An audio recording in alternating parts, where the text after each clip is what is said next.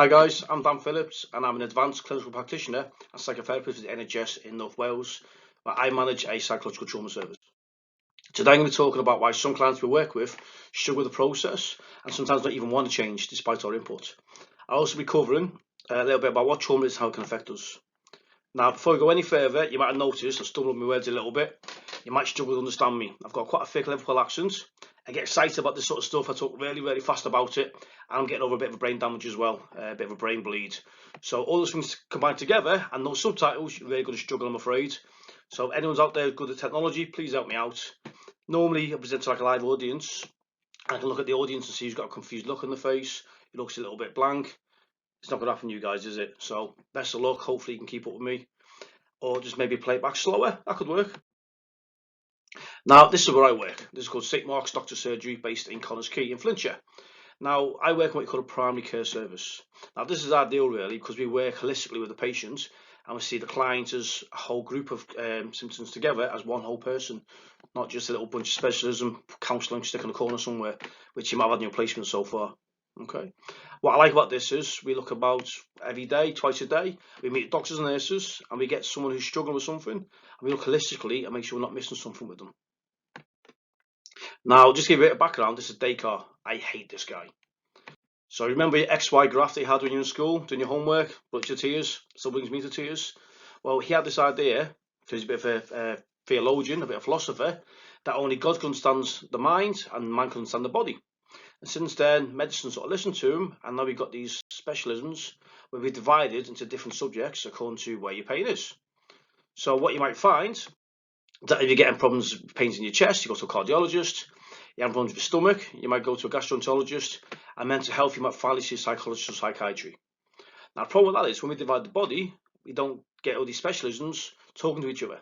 So you might get results from the cardiologist saying one thing, you might have someone looking at your bloods, someone looking at your stomach, and they never talk. So your GP, their job is to look at all the results from different departments, put them all together, look at the results and say everything we've missed. And hopefully they get a holistic view on you. And that's why I'm based in primary care, because I get to look at the whole patient and not just what Descartes says, because a lot of evidence says he got it wrong. So this is why I like to work on trauma as well. A lot of my research is how trauma in particular affects your physical health. For my masters, I looked at vicarious trauma and the impact on physical health. And for my doctorate, I'm looking at the gut and IBS and how that's affected by trauma. So in a former life, I was a medic. And well, in that job, what I found is people who had good mental health, quite stoic, quite good resilience, they normally survived regardless of what their injuries were. People who had quite mild injuries, but quite pessimistic, not good optimism, they for some reason passed away. And I found back then that mental health and physical health were massively connected. That's why I love my job now. I put my psychology hat on, put my medical hat on, and do something that I love. And hopefully it helps people as well. Now, I could talk all day about epigenetics, there we go again, and about how it affects the brain and the body and how trauma can affect us, but that's only like a 2-day course, and I've got 20 minutes or so. So that'll be another day. But just to give you some basics. So, I'm sure a lot of you are quite aware about stress responses in the human brain. So right now, everything I'm saying in this very fast accent, unfortunately, is going through, getting assessed for danger, your hippocampus is listening to it, putting a timestamp on it and putting away as a memory. And when you get something which makes you a little bit stressed, it goes beyond your expected experience, okay, what we find is that we stop making memories. The hippocampus turns off. The amygdala wakes up a little bit and opens up our limbic system. We go into what we call the fight, flight, freeze response. Now, this is obviously to keep us alive. It's a survival response, okay? But to do that, we need to get blood to the parts of the body we need to survive, oxygen to the brain, and either to our muscles to run away, or we have our sympathetic nervous system kick in, and we go into, well, there's increased heart rate, breathing rate, you get a surge of adrenaline in the body. He almost looks like me, doesn't he? I'm gone. Now he looks like me. Cortisol levels increase, we empty our bowels, we can run away faster, our peripheral vision closes down, so we have 27 degrees instead of 45 degrees, so we look at targets, look at places to run away to, and then things we don't need switch off. So you stop digesting food properly, you lose sexual function, and then you might get this really heavy leg feeling if you're going to go into freeze mode, you feel like you're underwater trying to run. Okay, and that's what Stephen Porges, who called this a dorsal vagal response. So you might pass out, and what we now call, there we go, there's some responses there for you. Okay, what we now call tonic immobility. I love these fainting goats. YouTube is a great way to lose some time watching goats faint. I didn't say that though. Carrying studies. So hopefully this response works and we survive. Okay, and this is when we go to therapy later on. But once the threat's gone and we carry on as we were, and the Olympic system turns back off, we go back to making memories. You've got all these physiological memories, these somatic memories stored up, and nowhere to process them. A bit like trying to do this presentation at the moment. Now the problem is that once we go back to being normal, and our hippocampus starts putting memories on things again, all this experience is stored up on the side. Okay, our left side hippocampus stores our somatic and our emotional memories, and then what we find is we've got these little jigsaw fragments of memory. Okay, and they've got nowhere to go. There's no chronological cognitive stamp put on the memory and put away properly. So every time we get a bit of a stimulus, which is similar to the event, it could be a sound, a smell, a touch, a taste, or even a similar scenario, the brain tries to be really helpful and goes, Dan, I've got this memory for you. And it plays it back, and we go into a bit of a timestamp and back to how we were. Now, this is what trauma is. Due to the trigger, your body replays the physiological and emotional response as if it's happening again now. So to put it in one very simple sentence, trauma is basically when memories from the past play as if the thing's happening again right now. Now, when we talk about our clients being triggered, they might experience a stimulus, a bit of a trigger event, and this causes a physiological level of response. So they might feel very emotional, might have a panic attack, or it could go to the extremes where they dissociate, and we have what we call hyperarousal or flashback. Okay, and that's where it's different from an intrusive memory. In the flashback, they think they are back in that trauma, not having a memory of it. So their timestamp's messed up, and their body plays now as if they were back then. Now the other way, okay, is when they go to what you call hypoarousal, and they completely dissociate, and they almost convert it a little bit. So a lot of research says that after experiencing trauma, some people have it unresolved for a long time, goes chronic, and then this can lead to some physical ailments as well. I mean, brain scans straight away show you how a traumatized brain can be different from an untraumatized brain. Okay, the ACE adverse childhood event study, those sort of things will show you this as well. But just a side note, a lot of evidence that says that when you get this unexpected danger, okay, after being traumatized, then the changes happen to get you ready for the next attack. So it's like a mini evolution in the body. We call it epigenetics. So what we see is your basic basal cortisol level. So instead of normally here, it's lower than normal. That means you're more receptive to stress. So a bit more easily jumped, a bit more easily angered. Okay. And what we call the HPA axis, which is how adrenaline's used and pituitary gland in the brain. Okay, that's changed too. So we're more alert than ever. Okay. And the amygdala, that can be more active, and the hippocampus can even shrink in size if you've been traumatized as well. And the receptors in your muscles and your enteric nervous system in your gut, they're more primed for stress. Okay, your gut's got 5 times more receptors for stress than your brain has. So that gut feeling, that's where it's coming from. Now, my research is looking at gut bacteria and gut pain and how that's affected by trauma as well. So hopefully that will get published in the next year or two. Watch your space if you ever get it finished. Okay, and finally, the reason why I've mentioned all of this is that traumatic memory is not processed for a long time. A lot of evidence says it goes into the body. We get this what you call body stress disorder. Now, Basil van der Kolk is like the legend expert on this. He's got his book there called The Body Keeps a Score, and there's also Babette Rothschild with The Body Remembers. That's a great introduction as well. So we'll do extra reading. Those are great introductions.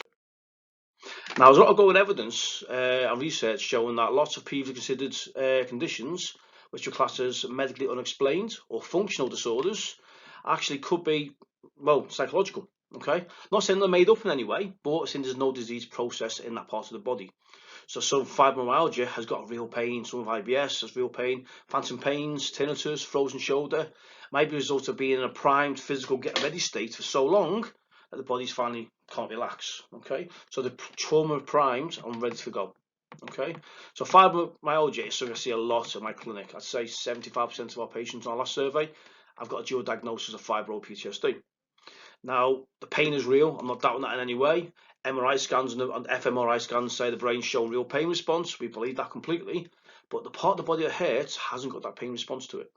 Okay, there's no actual injury in that part of the body. So what we're looking at is when we do trauma therapy, the pain seems to get better.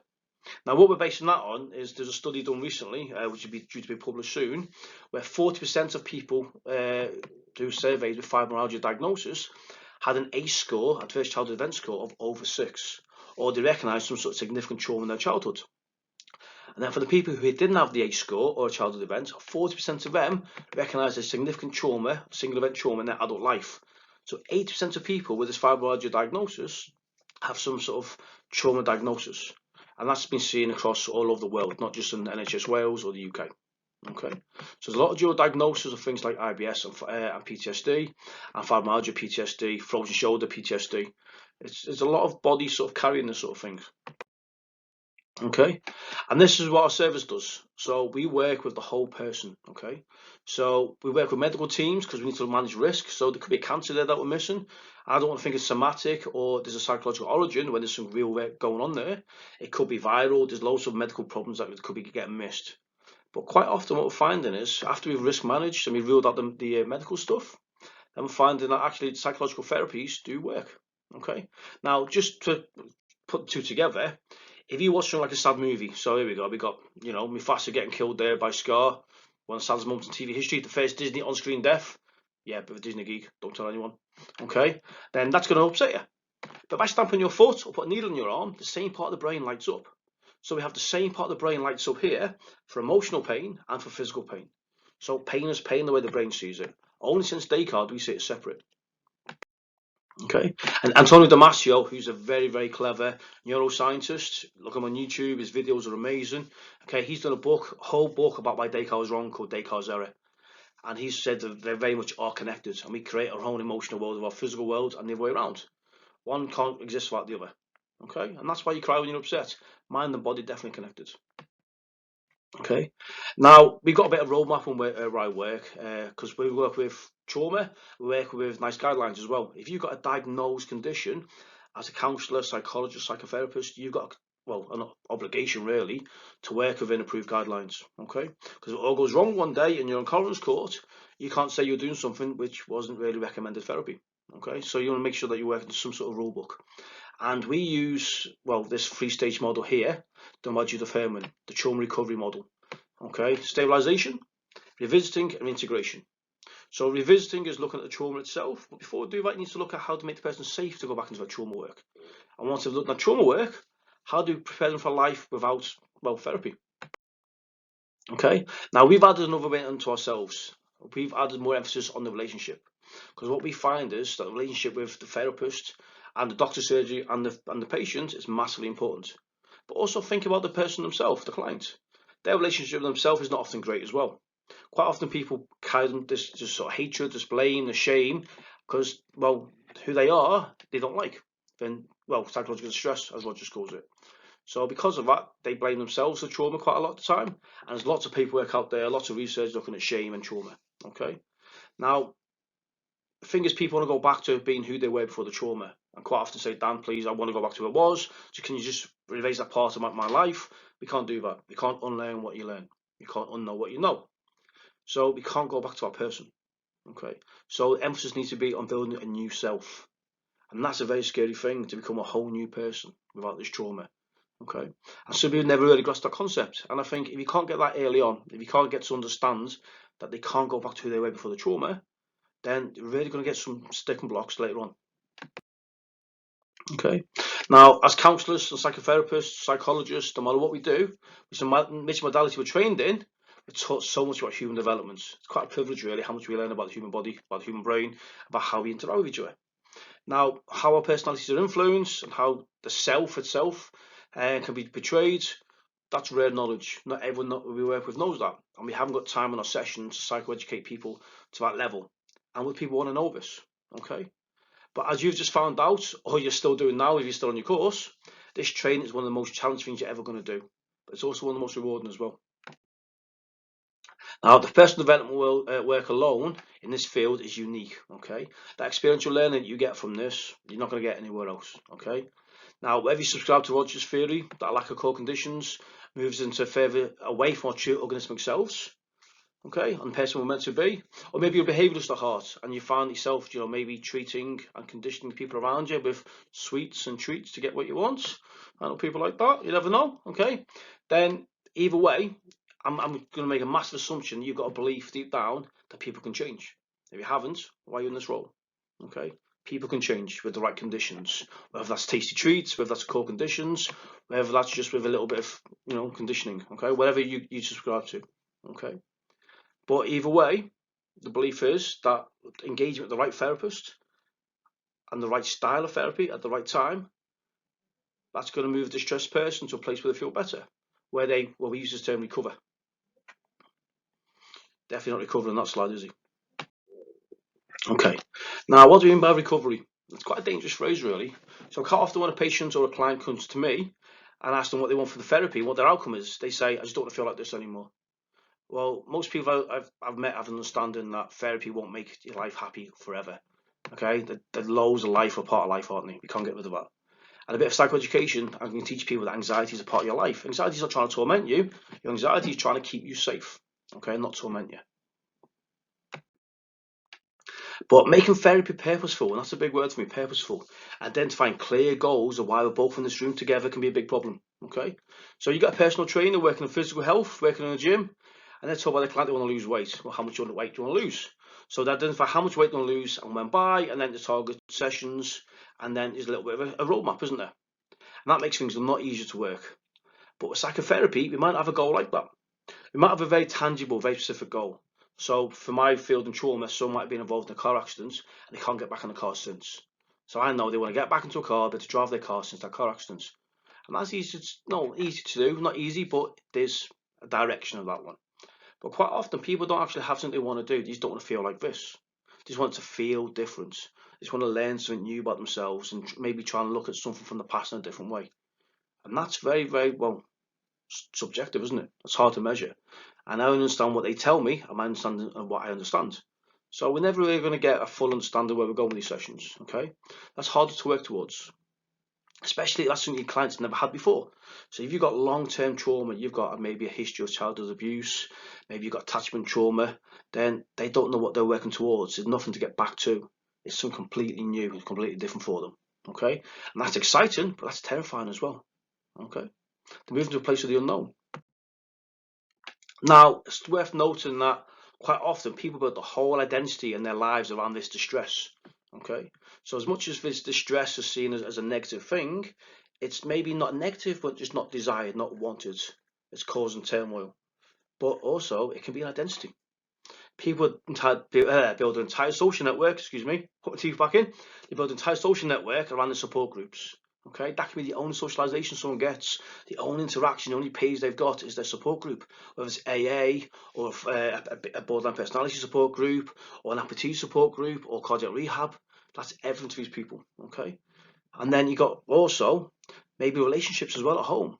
So someone may be the mum of 5 kids or the single father, and actually that's causing them their distress. How they became that situation might be the trauma itself, but they've got a role. And when you remove those children, once they grow up and they leave the house, then we've got this empty nest syndrome, as you used to call it. And what's my role now? Also, what if you're the person who's in the client, in the room, and you're the one receiving care? If we suddenly made that person better, and make better in commas, then they don't have that care anymore. Their whole role's changed, okay? And they've gone from being incapacitated. That also might be their income as well. Some people do not feel ready for work, but however, they've received something which supplements that. Some people, the job is everything. So identity can be based around our wound. And I think we overlook that quite a lot. Okay? And the problem is even social movements where people are recognised and even validated for having that diagnosis. And there's a danger that it can be marginalised from society and they be seen as different. That homogeneous identity can give belonging, but it can also, segregate. Now, this is a scary slide, okay? This is something I've seen on t-shirts, on military uniforms, on badges, when I used to live in America a long time ago. So this is a Canadian organisation, and they work with the military and veterans and police officers as well. And they see post-traumatic stress disorder, so PTSD, which is a horrible, debilitating and massively destroying someone's life condition. And can enjoy family life as well as a badge of honour. And what they say is, you're not weak, you haven't got a problem, it's not a disorder. You've earned this diagnosis, you've earned this pain, do what other people can't do and too afraid to do. I've got so many issues with that, okay?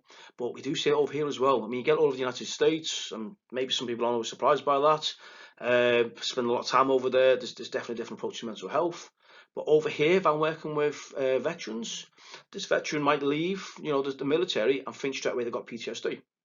Now, it could be, but it's quite a rare diagnosis. Less than 6% of people who actually get assessed for it have actually got it. What we find is that maybe they've got depression.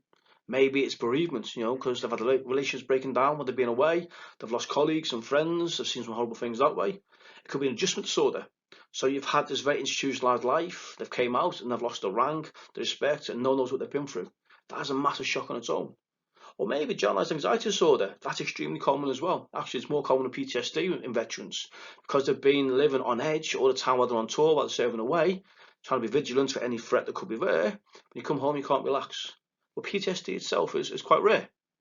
But it's amazing how many veterans I work with, when they're given that diagnosis from the psychiatrist of generalized anxiety disorder, of adjustment disorder, of bereavement, they feel invalidated. It's not good enough. They want the PTSD diagnosis. They're identified by their owners. Okay, and that's something we really need to be careful of. Sometimes people don't want to be ill, but they want to be ill. They want to be ill with a label that means something to them, something they can relate to. And this is on T-shirts, it's even on teddy bears. It's quite worrying. Okay, but we get this for a lot of different conditions as well. Some conditions are seen as more violent than others, more real than others. So let's just consider this for a moment. Okay, people don't want to feel distressed. They don't want what they're experiencing at the moment, but that's why they're in the room with us. They've come here for a reason, haven't they? Okay, but sometimes this is the price they pay for their identity. Sometimes this distress, this feeling that they don't like, this nightmares, this hypervigilance, this dissociation, whatever it is they're going through. Sometimes that's the price for a life that they can survive, the only life they know.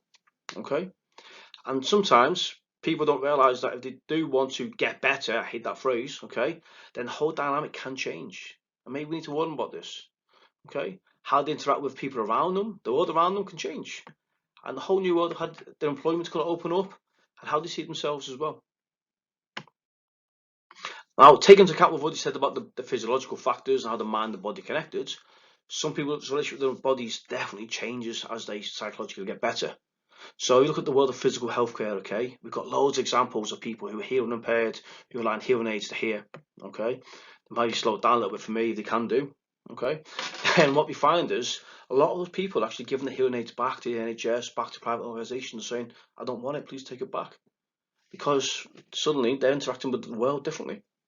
And someone may have been in a certain state, a certain understanding of the world, and this new extra sense they're not expecting, that can be too much for some people. Or it can lower other sensors for them as well. There's been loads of stuff lately on the media as well about people who have had bionic eyes, state-of-the-art prosthetics, and they've also given them back as well. Okay? Because this adaptation threatens to redefine the whole person who they are. Okay? It's amazing when you see with someone, like a who am I activity in the early sessions, we use like a CBT style approach, and actually people use the labels of what they look like or what they do for a job, not who they are. Okay? And with mental health and trauma work especially, it can sort of feel like an all or none situation. Okay? I can't shift one fundamental source of distress to the client without the whole Jenga tower have to readjust for that. I take care of that trauma, and it also affect the human body, their interactions, their relationships, how they see themselves. Okay? Just by working that one thing they asked me to do. Okay? They ask us to come and help them sort out one messy filing cabinet of memories. And as therapists, there's a danger that actually we go in and we remodel the whole house. And that can be scary and too much for some people. So join us back to the work that we do in our clinic and the trauma recovery model. After an event, so many people want to go back straight to trauma work.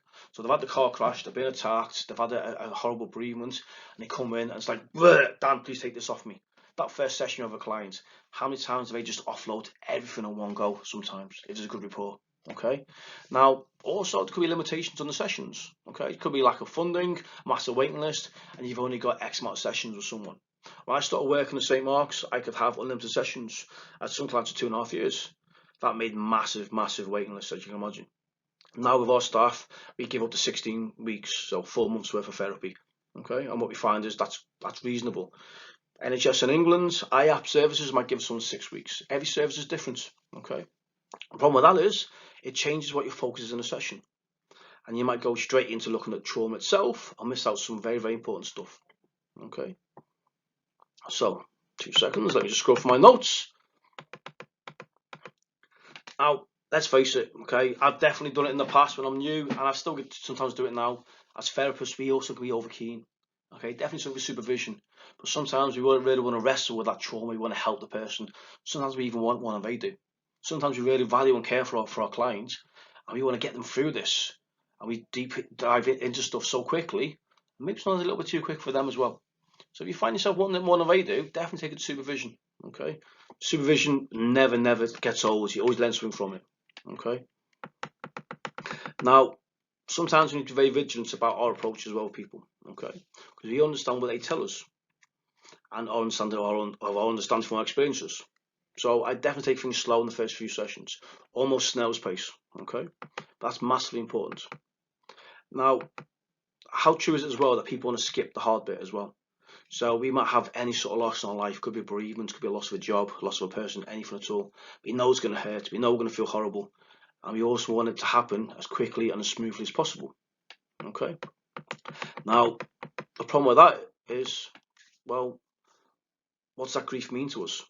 What's that pain mean to us? And people say they want to stop feeling this way, but how many people have you met, or will you meet, I'm curious, in your career, who are reluctant to let go of that grief? Because that grief, that pain, it means something to us. It validates something. It can even be a shrine as well. Think of examples. Think of something like a bereaved parent, okay? And their FIFA, they let go of that grief, and they let go of how they feel. They might lose that child again on a deeper level, maybe even a spiritual level, okay? Or back to veterans again, okay? You might get a veteran who, feels the need to hold on to the former life. When they lose that need to hold on to it, when they've resolved it, when they've reintegrated back in society, then go back into the old social group, those veterans groups, those breakfast meals, those breakfast meetings once a week, once a month. Then what they find is they're getting re-triggered again, re-traumatized. So they want to avoid those situations. And then what they find is then they're losing that social circle. Okay. And then a lot of patients I work with as well. So if I've got one person who was, well, I've got a few wheelchair dependent, okay, due to chronic pain. Okay. And what they find is their pain gets better if there's no disease process or injury related to it, when we do this trauma work. So we've got this person now who's done a lot of trauma work, maybe on child sexual abuse. Okay, and what they find now is actually they've got less pain, they've got more energy, and their relationships change as well. They've got healthier boundaries, they're more confident, maybe more assertive as well, and that definitely affects people around them. That affects the whole relationship with the family, the caregivers, the support. So by helping that psychological trauma, the body gets better, the confidence gets better, but we say better because that's how we're trained. It changes, it gets different, and it's not always better to be looking at the wider social circle. Okay. Sometimes we go straight into trauma work, and what we do is take away something very, very significant for that person. We don't give them the tools first to deal with it. So, if you ever read Evan Yalom's book, Love and Executioner, great book, full of short stories. He said, never take something away without providing a replacement first. And I'd agree with that one. I'd argue that what we do in our role, we've got an ethical duty to prepare and equip our clients for life beyond their trauma. Just like we teach them stabilization before we go into traumatic memories, we should teach them to be ready for a new life. Okay. And similar to me, most importantly, a lot of therapists don't budget their sessions that last phase, that third reintegration phase that Judith Herman talks about. Okay. Or they think that once a traumatic memory is being reprocessed, that's it, job done. Okay. But let's be honest. Who's ever had a client who just towards the end of their therapy, maybe 2 or 3 sessions left, seem to get worse? The stress gets worse. They make what we call, they follow old behaviour patterns. Those relapse behaviours come back in again. Or we make what we call bad decisions. Again, it's very subjective, isn't it? Okay. Or someone's gone through the whole process and think you've done really, really well and you've done a good piece of work there, and then you feel like they're just not doing anything and they've gone back to who they were. Well, think about it. Okay. Because you are convinced they're on the right path towards self-actualization because you've had that training. That's definitely our first issue. Because we think it, because we're the ones who had the training, we know about the recovery process, and we're the ones who have this faith in this process. Okay? And we've seen so many people go through this before, that's how we know it works. This person we're working with, they're giving us a massive privilege to see them when they're vulnerable and to walk besides them. Okay? And they're doing this for the first time. Okay? They've known us for a matter of hours, okay, over a space of a few weeks. Best case scenario, they've known you for 16 hours. That's not much really. And they're going to trust you with their biggest secrets, their shame, their feelings of validation, okay? Their most vulnerable points. And they're going to trust you with that. That's a lot to do, isn't it? It's a lot to ask for, okay? And even though we know how the theory should apply to them, let's face it, we don't always get it right, okay? You know, that double humanity process of us trying to understand their understanding. That's hard. That's always going to be there. Okay. But that shame feeling, a lot of people who've been traumatized carry that. Okay. And yes, there's loads of reading on shame and trauma. You want to go and do some reading after this. Okay. Now, based on the limited experience that I've got, and it is only limited experience to my counselling, to my therapy, to what I've done as a practitioner. Okay. I think a lot of people, especially me, can sometimes get tunnel vision when it comes to that last phase. The end of therapy is in sight. And we sort of speed up a little bit, and we almost sort of speed up to a red light. Okay. Now, we can forget that this new self wants to be accepted, make this new self work, we make it validated, but what don't we do? We don't give time to mourn the old self. We don't pay homage to the fact that that old self kept us alive, it got us where we are now. And there's definitely some bereavement work there, I think that and I think maybe some of us do miss as well. Okay, I don't believe there's such things as a good or a bad behaviour trait, okay, or a good or a bad action, okay. Well, depends on the ethics of it. But what we do have is helpful and unhelpful traits according to our current situation. And we're going to help this client prepare for a whole new life after therapy. One, they can be champion of what you call post-traumatic growth. They'll need to do a bit of a salvage operation. The desirable qualities that they definitely want to have adapted and transferred into the new post-trauma self need to be there. But what are those safety behaviours? What are those things that you can do when things go wrong? The things that might not like, but they could be helpful in the right time. They need to come with us as well. Because this old self, it got us through to where we are now. Okay. And then the therapy shouldn't be the end. That's not where it ends, that's where it begins. Okay. That's where we initiate the start of a bigger process of growth, which hopefully leaves our clients now better informed and more aware of their own resilience. Okay. There's a great book called The End of Trauma by someone called Bonanno, who says actually resilience is more common than trauma, and it is. Okay. We just help people at that sticking point sometimes. Okay. Now, as you progress in your own careers of counselling, psychology, psychotherapy, whatever way you go down, okay, there's two virtues that I'd recommend that you hold on to and develop. Okay. First is patience. Second is humility. Now, when I say patience, I don't mean for the client who makes the bad decisions, the one who goes a little bit slower than you and you think you're ahead of them.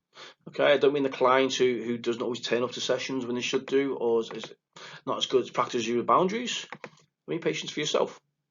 Clients always give me an expert in their life in this situation.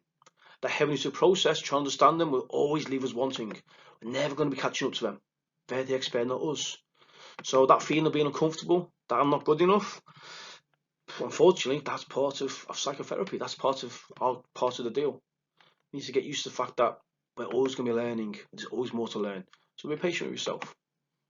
Once you do that, that brings us to the second one. Humility. Every time I think I understand something, I finally grasp the concept, or I can help someone in a better way, and yes, that worked really, really well, I come to use it again, I get massively humbled, okay? And sometimes even stunned into silence, even this voice, okay?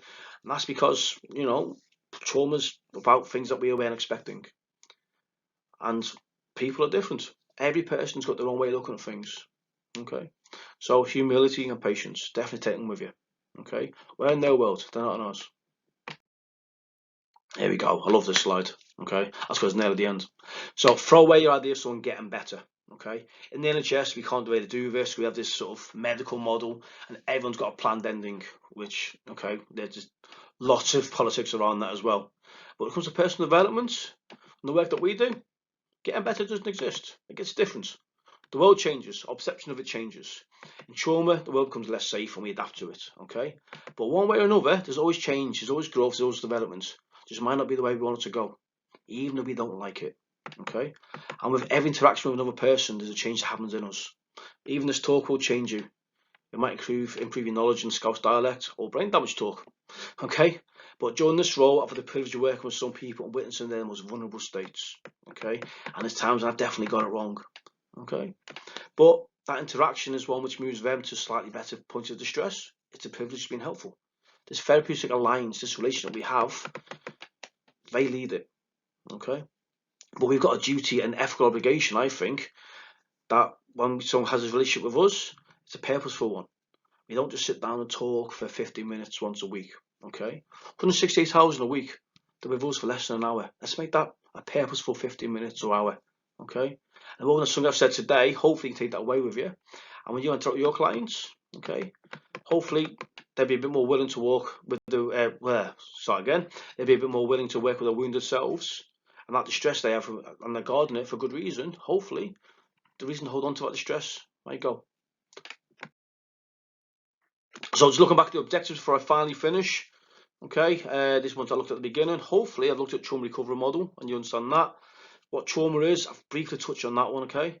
And you know, why people struggle to get better. Like I've said, the wounded self, that's our identity sometimes. So much around that as well. Okay.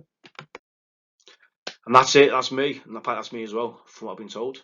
Any questions at all, I'd say please ask, but it's a video, so you can't, can you? You might not understand the answer anyway. But seriously, if anyone wants to get in touch with me, please speak to your lecturers, and I'm sure they'll get in touch and put us in contact with each other. Hopefully I get to speak in public one day. I'm actually easy to understand in public, funnily enough.